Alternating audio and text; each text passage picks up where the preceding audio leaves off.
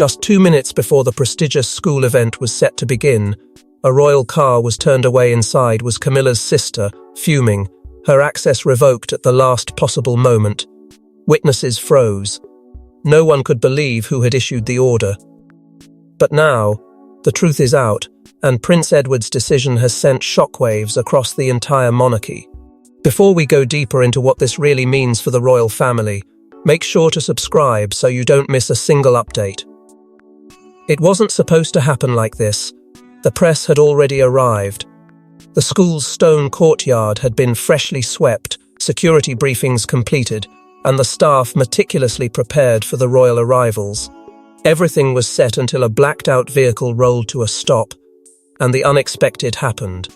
Security leaned into the window, their faces tightening as orders were relayed via earpiece. Moments later, the car reversed, tires scraping, and left without ceremony. Inside sat Camilla's sister, red with fury, her name erased from the guest list by a command that had only been issued minutes earlier by Prince Edward himself. Within the school's main building, confusion rippled through the administrative staff. A coordinator discreetly stepped away and placed a call to Clarence House for clarification. But the voice on the other end was calm and final. No member of Camilla's extended family was permitted entry unless directly approved by Prince Edward in writing. No exceptions. The order had not come from the king, nor even from William. It was Edward, and he had chosen this moment, of all moments, to draw an unforgiving line. This wasn't just about a missed school function. Whispers had already been circulating inside palace corridors about an unspoken incident involving young James and an earlier interaction with Camilla's sister. The details remained locked behind polished doors, but several aides had described it as a situation that crossed a deeply personal boundary. One source described a previous visit that ended in tears. Another said the child refused to attend school the next day. Whatever had occurred, it was clear Prince Edward had carried the weight of it quietly until now. Camilla, who had been preparing for another engagement that same morning, was caught completely off guard. Palace insiders reported her mood turned volatile upon learning that not only had her sister been turned away, but that it was Edward who had issued the block. No warning, no prior discussion. The humiliation was sharp and immediate. She reportedly told aides that she felt cut off by design, suggesting a coordinated act of exclusion rather than an isolated incident. And while all this was unfolding, Edward was seen leaving the school grounds, stone-faced and silent. A father's expression, not a prince's, some said. He avoided reporters, avoided eye contact, and climbed into his vehicle without a word. But those who knew him best recognized the look, burdened, resolved, and emotionally drained. Something had shifted. A boundary had been crossed, and this time, Edward had chosen to respond. But this wasn't just a petty denial, it was a coded message echoing from deep inside the palace. And it all began weeks ago, with a secret letter intercepted by royal aides. Buried in a stack of routine correspondence was a single envelope marked "Private Eyes Only." It was never meant to be seen by the wider royal staff, but when it landed in the wrong hands, the fallout was immediate. What was written inside? And why did it spark a royal confrontation that led to Camilla's sister being cut off? The letter itself was handwritten, laced with subtle yet unmistakable tones of entitlement, strategy, and veiled manipulation. Though addressed to a mid-level administrator at James's school, its contents were dripping with the arrogance of someone who believed herself immune to consequence. Phrases like social positioning must be preserved, and we expect access befitting our role in the broader Windsor legacy triggered alarm bells across the royal inner circle. But it was the line referencing young James, his future, should reflect the right lineage, not merely the loudest influence that lit the match beneath the palace's ever-fractured alliances. Catherine was the first to be shown the letter by a trusted aide. Her reaction was not one of fury, but silence. She read the words slowly, her face impassive, then folded the paper with care and simply said, "Thank you for bringing this to me." She didn't lash out, didn't run to Charles or William. Instead, she tucked the incident away like a quiet warning a storm she knew would eventually come to her doorstep. But Catherine wasn't the only one alerted. The same document found its way to Princess Anne's desk within hours. Her response, however, was described by insiders as ice cutting through glass. No shouting, no dramatics, just a deep, pointed silence followed by a single order: get it to Edward. And when the letter reached him, everything changed. Edward was stunned. For a man who had spent years keeping the monarchy's emotional weight off the front pages, reading those words about his son, about his family, ignited something deeper than fury.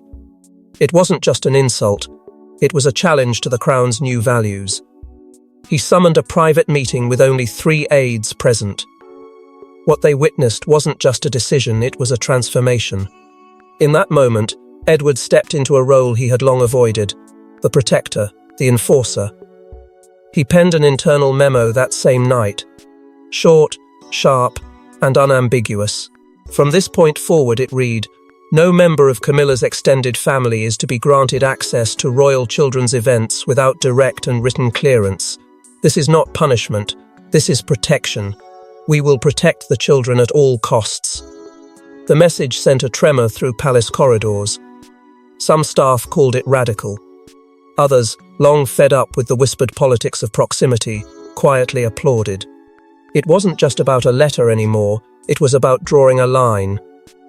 And as word of the restrictions spread behind velvet doors, speculation grew over how far Edward was willing to go to enforce it. As the palace scrambled to contain the leak, Edward turned to an unlikely ally, someone who had once stood silent in the shadows of royal politics: Princess Anne. She's been called the steeliest royal of them all, and when Princess Anne saw what was happening, she didn't wait for protocol. She stormed into a closed-door council and declared, "No one crosses that line again." But the line wasn't about tradition, it was about Catherine, and more importantly, her children. Anne had held her tongue for months. She had watched, with quiet contempt, as Camilla's extended family slipped into royal circles with increasing boldness. But it wasn't until the incident involving Camilla's sister and young James that Anne's patience snapped. At a private royal event last spring, several attendees recalled a moment that would later be buried by the palace PR machine.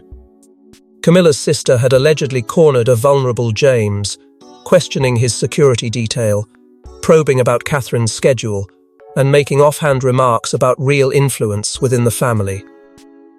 James was visibly distressed. Catherine said nothing publicly, but Anne didn't forget. Behind closed doors, Anne confronted Edward with a fury not often seen. For years, Edward had played the quiet, steady hand, always choosing diplomacy over drama. But Anne, sharpened by decades of royal survival, was finished with niceties. Voices rose. Sources say their conversation wasn't a disagreement, it was a clash of thunderous wills. Anne demanded action. She reminded Edward that legacy meant nothing if the next generation was left unprotected. "You either set the boundary," she snapped, "or watch them walk right over it." And Edward, stunned by the intensity of her conviction, began to shift. Anne's protectiveness over the young royals, especially James and Charlotte, was rooted not only in blood, but in something deeper: loyalty to the Queen's original vision. She viewed their upbringing as sacred territory, not to be polluted by outside agendas. Within 24 hours, a private message was drafted and delivered to Camilla's team. It was not cruel, not cold, but it was final. "Your side," the message read, "will not dictate this space again." The tone inside the palace changed after that. Edward, no longer hesitant, took Anne's fire and made it policy. His restriction at James's school was the first public display of a private resolve. No more subtle rebukes, no more silent tolerance. With Anne's endorsement, he moved decisively, and for the first time in years, it wasn't the king setting the temperature in the room, but the Princess Royal herself. Insiders whispered that Anne's influence had surged overnight. Even Charles, usually resistant to being upstaged, seemed to retreat into contemplation. Staff began referring to Anne and Edward as the shadow shields, the protectors of the crown's future heirs, unbending and unapologetic. And while some feared the new tension would fracture the royal family even further, others finally felt there was someone willing to confront what others had long ignored. But even Anne didn't expect what happened next. Camilla herself made a desperate move, one that would backfire and further isolate her family. When Camilla realized what had happened, she picked up the phone and bypassed every protocol. She demanded a direct call with Prince Edward. What followed was a 16-minute confrontation that left Edward cold, and Camilla more alone in the palace than ever before. The denial at the school gates had not just embarrassed her sister, it had pierced Camilla's authority. For years, she had navigated criticism, survived scandal, and slowly carved legitimacy within the institution. But this was different. This was a public rebuke delivered without warning. According to insiders, the moment she was informed, her composure fractured. She did not call an aide. She did not consult Charles. She went straight to Edward. Fragments of the leaked transcript tell a story of fury colliding with restraint. Camilla's voice, sharp and incredulous, accused Edward of targeting her bloodline and deliberately humiliating her family. She questioned his motives, hinted at hidden alliances, and suggested this was not about children at all, but about power. It was a desperate attempt to reframe the narrative before it slipped entirely beyond her control. Edward did not raise his voice. That may have been what unsettled her most. He spoke with the steady certainty of someone who had already wrestled with his conscience and reached a conclusion he would not abandon. "This is about trust, not vengeance," he said. Not once did he attack her personally. Not once did he apologize. The contrast between her emotional urgency and his composed resolve widened the divide between them with every passing second. Then Camilla invoked the late Queen. She reminded Edward of promises made in quieter years, of reassurances that her family would never again be made to feel like outsiders. Witnesses say her voice wavered when she spoke of loyalty and sacrifice. For a brief moment it sounded less like a queen defending her position, and more like a woman pleading not to be erased. But Edward's response cut cleanly through that sentiment. "The Queen never promised access," he replied. "She promised dignity."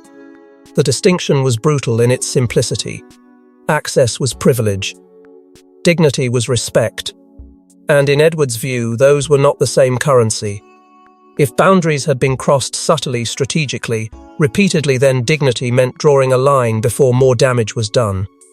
The call ended not with reconciliation, but with finality. "My decision stands," Edward said, and the silence that followed was heavier than any argument. Camilla did not get the reversal she expected. She did not receive public backing from William. Catherine remained silent. Anne did not waver. The palace, usually so eager to soften tensions, offered no defense on her behalf. And that silence was louder than any statement. Invitations grew cautious. Conversations became formal. Camilla, who once commanded rooms with quiet persistence, now found herself navigating corridors where doors closed just a second too quickly. For the first time in years, she felt the chill of isolation within the very institution she had fought to belong to. But Camilla wasn't the only one shaken. Prince Charles, already frail, was reportedly devastated by the drama unfolding within his family. Inside the private apartments, King Charles clutched a letter and whispered, "I've lost control." Sources say it wasn't just about the school event, but about a royal family slipping through his fingers. The divide between Camilla's family and the future monarchs had never felt wider. And Charles? He could no longer bridge it. The moment the news reached him, something shifted in Charles, not with rage but with exhaustion. He had spent decades trying to balance tradition with reinvention, to preserve the monarchy while softening its rough edges. But now, with a single phone call between his brother and his wife igniting a royal firestorm, he found himself standing between two camps he could no longer unite. Reports say that after learning of Edward's blockade, Charles quietly withdrew from all scheduled meetings and locked himself away with a letter written in his own hand. What he penned later leaked from a trusted aide was as haunting as it was revealing. The crown can't afford this fracture. Not now. Not again. Charles tried to salvage the moment. He placed calls, one to William, another to Anne, and a third to Edward. Only Anne responded, and even then, her tone was described as cordial but unmoving. She reaffirmed her stance. Protecting the younger royals must come before palace pleasantries. William didn't answer. Edward didn't call back.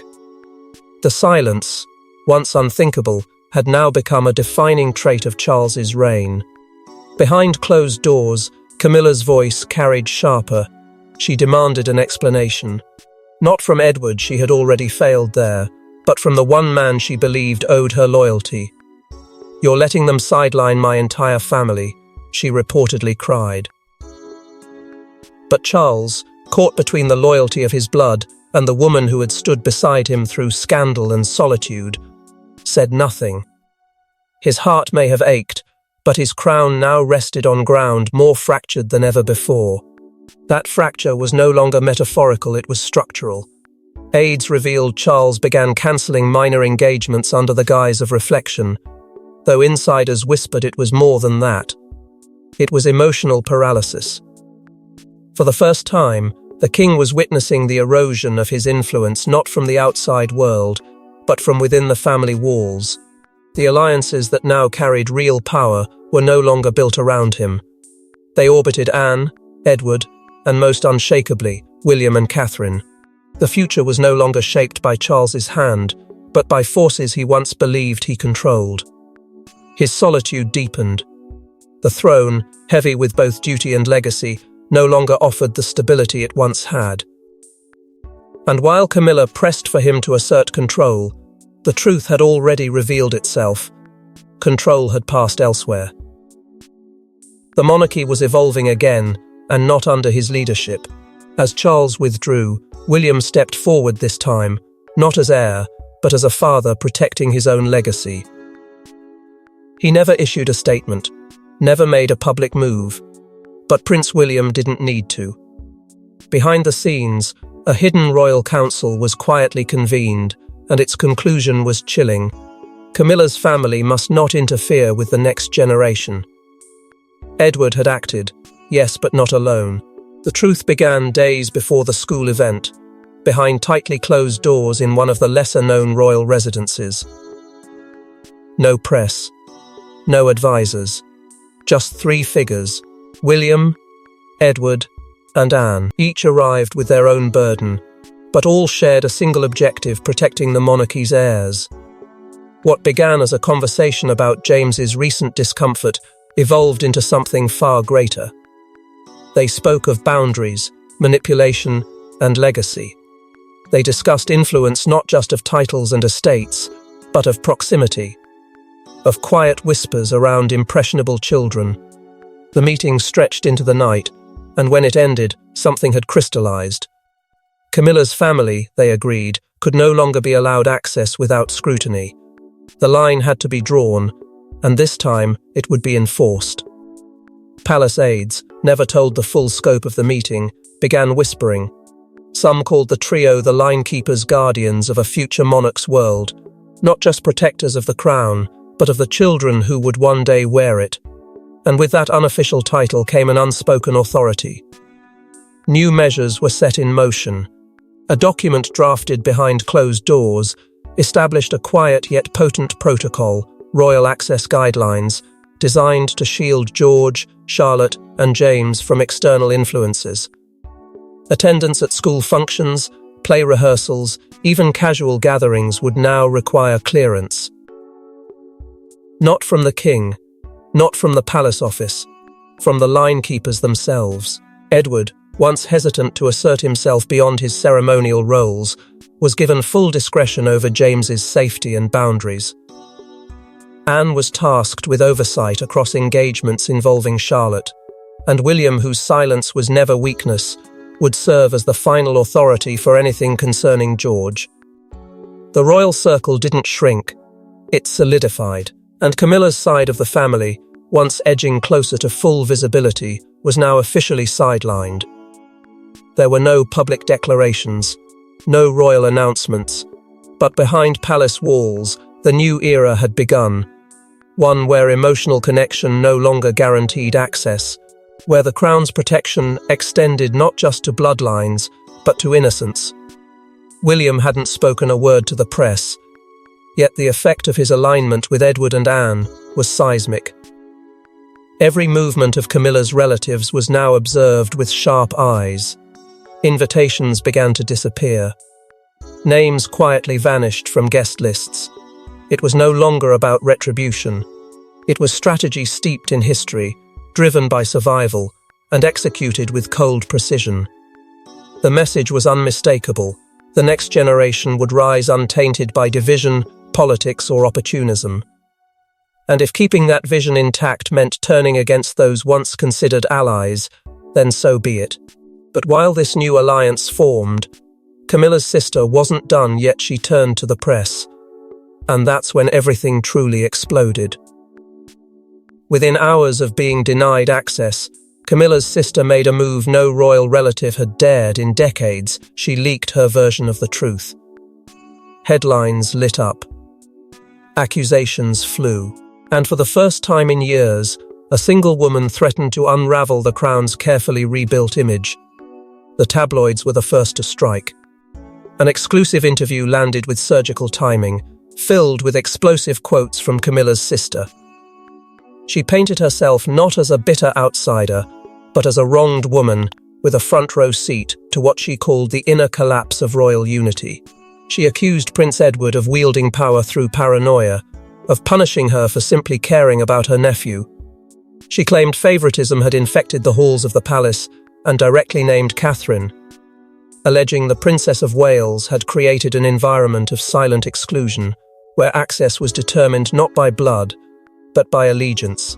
The media machine churned fast, and within a day social media was ablaze with debates over loyalty, power, and secrecy within the royal family.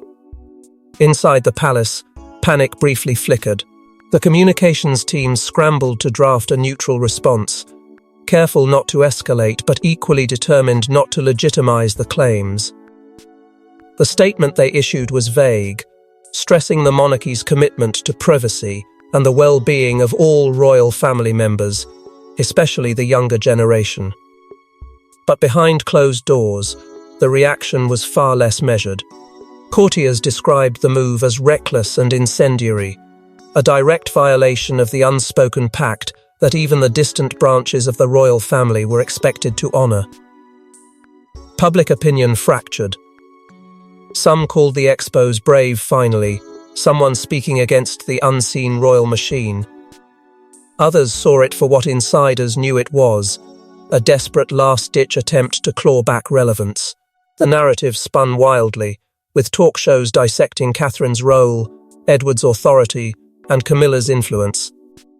But what few expected was the internal fallout between the two sisters.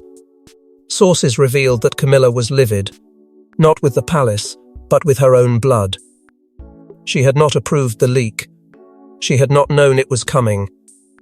And when the story hit the front pages, she reportedly told an aide, "She's just made things worse for all of us."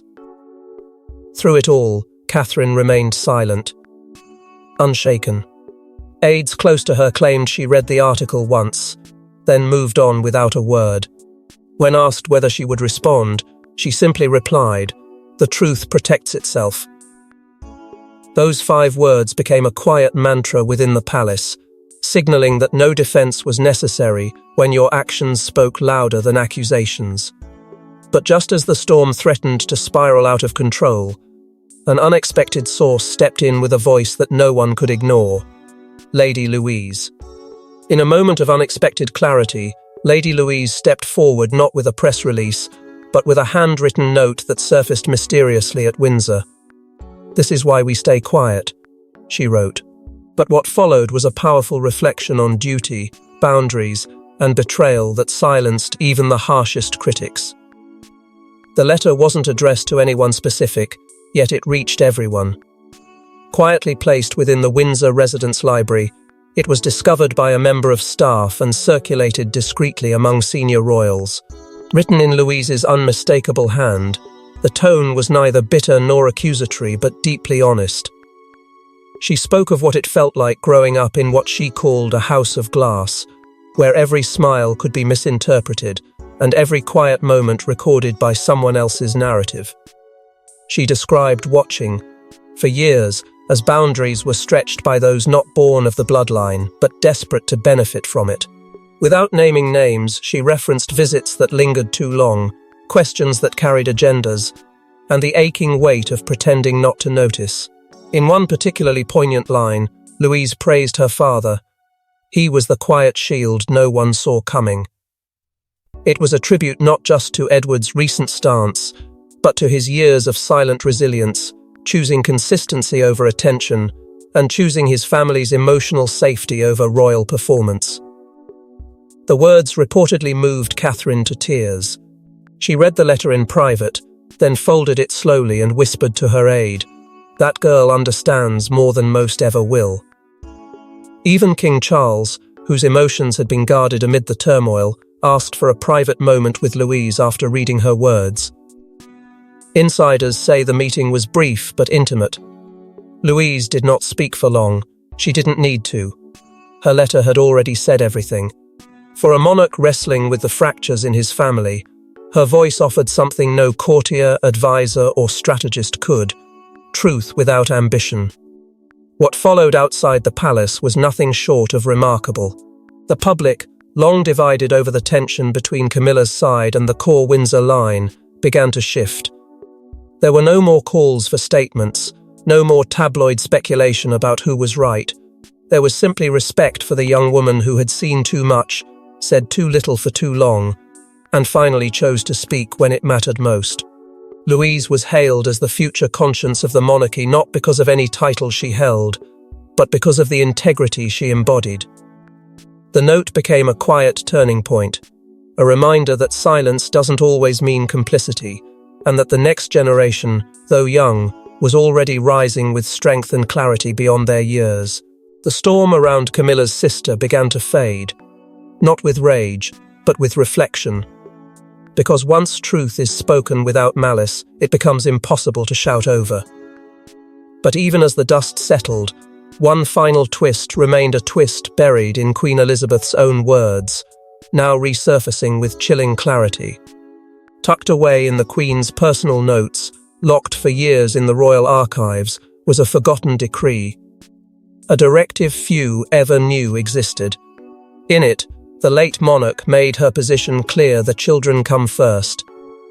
If ever the crown must choose between legacy and lineage, let it favour the future. And now, that future has a name: James. The note was found by a senior archivist during a quiet audit of Windsor's private collection, an entry filed under a section titled Contingency, Family Governance. It was handwritten, signed, and marked with the phrase "to be read only in the event of sustained familial disruption." For years, it had remained untouched, but with the latest upheaval, Camilla's sister's exclusion, the media storm, and the palace silence, the document was unearthed and brought, with trembling hands, to the king's private attention. The contents were sobering. In the Queen's own words, she outlined her belief that protection of the monarchy's youngest generation must override all personal claims. And in a sentence that would forever change the course of royal family dynamics, she named 3 guardians of that principle: William, Anne, and Edward. It wasn't a legal order. It wasn't even meant to be public. But it was a symbolic torch passed from one era to the next, a torch now clearly held by the very trio who had drawn the line against Camilla's family. Within the letter, the Queen warned of extended lines clouding the future path, a phrase that sent immediate ripples through the palace. It was not just about behaviour or decorum, it was about the long-term protection of the crown's image, mission, and inheritance. Those outside the direct line of succession, or married into it, were never meant to steer the future. That task, she made plain, belonged to those born with it etched in their destiny. Suddenly, Edward's decision to block access to James's school wasn't a spontaneous act of emotion, it was a fulfillment of the Queen's silent will. Anne's fierce loyalty, William's quiet strategy, Louise's courageous note, it all fell into place, as though guided by a voice from the past that refused to let go. The timing, the wording, the secrecy, it was as if Elizabeth had seen this storm coming years before it formed. For Camilla's family, the message could not have been clearer. The gates had not only been closed, they had been sealed, not by spite, but by legacy. And with this final revelation, there would be no second guessing who truly carried the crown's torch into tomorrow. So, what happens next?